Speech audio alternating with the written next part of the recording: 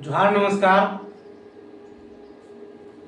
आप सबों को पता है कि जेएसएससी के द्वारा एक नया वैकेंसी का नोटिफिकेशन कुछ दिन पहले आउट हुआ था और आज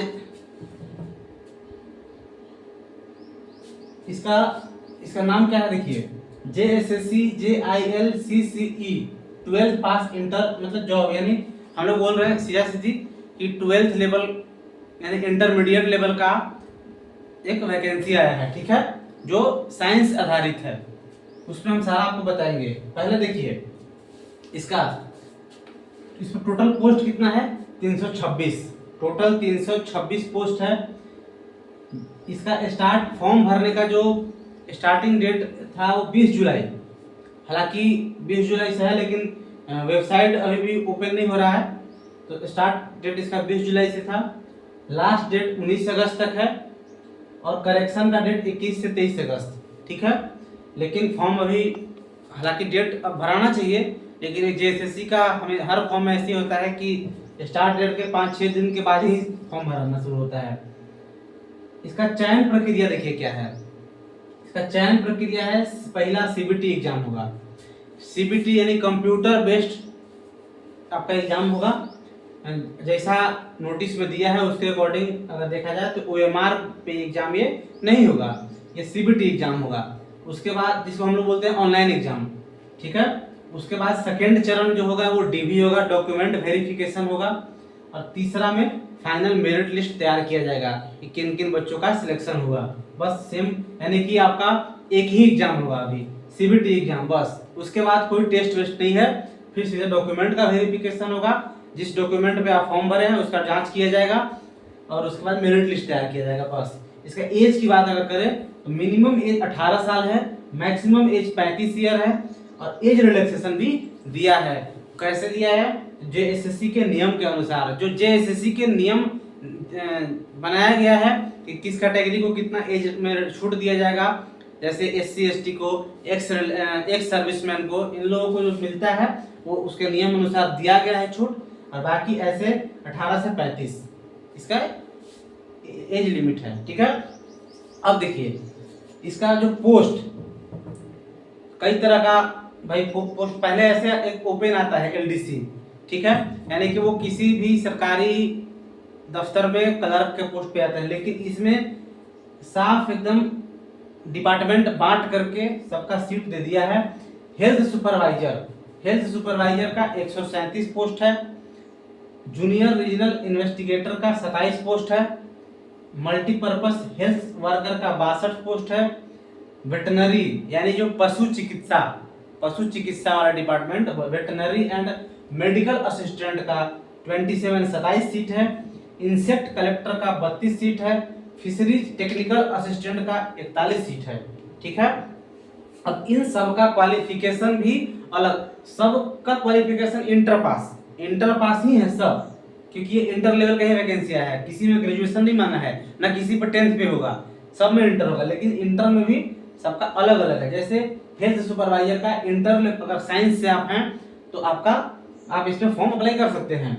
junior regional investigator inter math से अगर आप हैं, मैंने कि ये दोनों में अगर आपका मैथ जो लेता है इंटर में, जो लिया होगा उसको फिजिक्स केमिस्ट्री, तो उसका एनी हाउ वैल्यू यही होगा।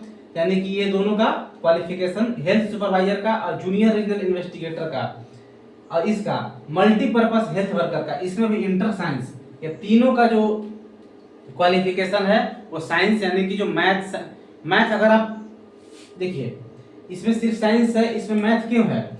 अगर आप इसमें मैथ नहीं लिए होंगे और साइंस है, मतलब मैथ की जगह पे बायो ले लिए होंगे और बायो के अलावा फिजिक्स केमिस्ट्री, तो आपका अगर आप इंटर साइंस किए हैं तो फिजिक्स केमिस्ट्री तो होगा ही आपका। तो मैथ के अलावा अगर सिर्फ बायो भी ले लिए होंगे यहाँ पे, तो भी आप इसमें फॉर्म अप्लाई कर सकते हैं। ठीक है, मल्टीपर्पस हेल्थ वर्कर में भी इंटर साइंस है, तो यहाँ पे भी अगर मैथ ना लेकर के बायो लेकर के आप साइंस से ISC किए हैं तो भी आप इसमें फॉर्म भर सकते हैं। लेकिन जो ये जूनियर रीजनल इन्वेस्टिगेटर है, इसमें आपका ISC में मैथ होना ही चाहिए। बायो है नहीं है उससे मतलब नहीं है, मैथ इसमें होना चाहिए। यानी कि इन तीनों का, तो मैक्सिमम लोग क्या होता है कि जो मैथ से लेते हैं वो बायो नहीं ही लेते हैं। तो मैथ वाले लोग को तो फिजिक्स केमिस्ट्री पढ़ना ही है, यानी कि आप ये तीनों में फॉर्म भर सकते हैं। Health supervisor, junior regional investigator, multipurpose health worker, ये तीनों में अगर आप मैथ से किए हैं, साइंस से आप अगर 12th किए हैं यानी आईएससी, तो आप ये तीनों में फॉर्म अप्लाई कर सकते हैं। अब देखिए वेटनरी या मेडिकल असिस्टेंट, तो नाम से ही लग रहा है वेटनरी है, तो भाई वहाँ पे चिकित्सा डिपार्टमेंट का है तो बायो तो होना ही चाहिए। तो उसके लिए इंटर बायो, आपका मैथ है नहीं है कोई मतलब नहीं है, बायोलॉजी होना चाहिए। तो वेटनरी मेडिकल असिस्टेंट में बायोलॉजी होना चाहिए, इंसेक्ट कलेक्टर में इसमें भी बायोलॉजी होना चाहिए, फिशरी टेक्निकल असिस्टेंट में भी बायोलॉजी होना चाहिए। यानी कि ये जो नीचे वाले 3 पोस्ट है वो उन्हीं लोग के लिए है जो इंटर में बायो लिए हैं। जो इंटर में बायो लिए हैं वो इन 3 पोस्ट पे जाएंगे, लेकिन इन 3 पोस्ट पे जो है इसमें जो सेकंड नंबर है जूनियर रीजनल इन्वेस्टिगेटर में जो मैथ है वही जा सकता है, मैथ होना चाहिए आपको इसमें जाने के लिए, ठीक है। अब बाकी ऊपर वाला में जो ये दोनों हैं इसमें भी लगभग वही मैथ ही मानिए, यानी कि इन तीनों को मानिए कि मैथ्स जो आईएससी जो मैथ से किए हैं हो जाएंगे, और इन तीनों में जो आईएससी बायो से किए हैं हो जाएंगे, ठीक है। अब साफ लिखा हुआ है, अगर आपको नहीं भी समझ में आ रहा है तो आप इसको देख के दिमाग लगा के अपने से थोड़ा सा ध्यान से देखिए कि किस में क्या क्वालिफिकेशन मांगा है, ठीक है। ये आपका हो गया। अब देखिए जो ये सीबीटी एग्जाम है, 2 चीज अभी आपको हम नहीं बता पा रहे हैं, ठीक है। क्या, एक सीबीटी एग्जाम में इसका सिलेबस क्या रहेगा, उसका किस पोर्शन से कितना नंबर ऑफ क्वेश्चन रहेंगे, झारखंड से कितना रहेंगे, इंडियन से कितना रहेंगे, कंप्यूटर रहेगा कि नहीं, क्या क्या रहेगा क्या नहीं रहेगा, वो हम एक फ्रेश अभी नहीं नेक्स्ट वीडियो, इसके जस्ट नेक्स्ट अगले वीडियो में हम इस सीबीटी एग्जाम के बारे में आपको बताएंगे कि वो सीबीटी एग्जाम में किस किस सब्जेक्ट का क्वेश्चन या उसका पूरा सिलेबस क्या है उसका एनालिसिस करेंगे। उसके बाद दूसरा क्या करेंगे, ये जो पोस्ट है वो किस कैटेगरी को कितना पोस्ट बांटा गया है, वो ये 2 चीज, कैटेगरी वाइज पोस्ट और सीबीटी एग्जाम का सिलेबस क्या क्या पढ़ना पड़ेगा, और उसको भी कैसे पढ़े हम, कैसे हम पढ़ेंगे तो हमारा सिलेक्शन होगा, क्योंकि पोस्ट बहुत ज़्यादा नहीं है, 326 पोस्ट है, ठीक है। और ये बहुत कम भी नहीं है, पढ़ने वाले का सिलेक्शन 100% होगा, ये बहुत कम भी नहीं है। तेज से मतलब नहीं है, जो इसके अकॉर्डिंग, ये सीबीटी एग्जाम के सिलेबस के अकॉर्डिंग, एक ही एग्जाम है, इसके बाद सीधे टीवी होगा, ठीक है।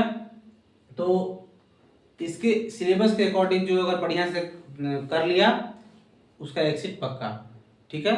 और ये फॉर्म हाल ही मतलब आज या कल से देखिएगा, लगभग इसका लिंक ओपन हो जाएगा, फॉर्म भराने लगेगा, आप लोग फॉर्म भरिएगा। और एक चीज़ और, जो इसका रीजनल लैंग्वेज है, ट्राइबल लैंग्वेज, उसका इंटर लेवल का है, चूंकि 10th लेवल का नहीं है कि कुछ अगर हिंदी ले लिए चाहे नागपुर ले सब चल जाएगा। थोड़ा सोच समझ के आप लीजिएगा, देख लीजिएगा एक बार लेने से पहले, अभी समय है कि कौन सा चीज़ हम हिंदी का भी, नागपुरी का भी, खोरठा का भी, इन सब का देख लीजिए कि आपका कौन सा अच्छा है। या जो नए हैं, जो पहले से फॉर्म भर चुके हैं, इंटर लेवल का एग्जाम में बैठ चुके हैं, उनके लिए तो कोई दिक्कत नहीं है। जो नए हैं, फ्रेशर हैं, वो अपने से एक बार देख लीजिए कि किस चीज़ में आप कौन सा लैंग्वेज पेपर लेंगे तो आप अच्छा कर सकते हैं, कंप्लीट कर सकते हैं, एक बार देख ही आप लीजिएगा। किसी के देखा देखी नहीं कि बगल वाला ले रहा था हम भी, हमारा दोस्त ले रहा था हम भी ले लेंगे, नहीं। आपको क्या किसी में पकड़ है, किस चीज़ पे आप पकड़ आसानी से बना सकते हैं, वही लीजिएगा, ठीक है। इतना आपका हो गया। नेक्स्ट में हम आपको इस एग्जाम के बारे में सिलेबस को लेकर के आएंगे। धन्यवाद। इससे संबंधित अगर और भी आप लोगों को कुछ दिक्कत हो, डाउट हो तो कमेंट कीजिएगा।